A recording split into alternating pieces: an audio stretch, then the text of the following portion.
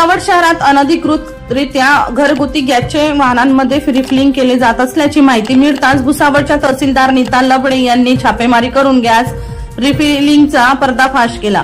यावेळी 10 gas cylinder, regulator, वजन काटा, गॅस भरण्यासाठी लागणारी मोटार असा एकूण 20,000चा मुद्देमाल जप्त केला।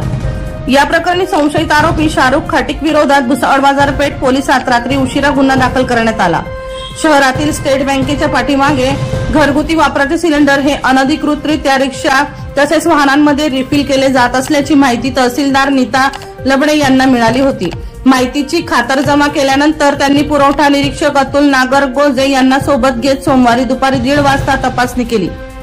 यावेळी एका रिक्षेत अनधिकृतरित्या गॅस रिफिलिंग होत असताना वाहन चालकाने धूम ठोकली।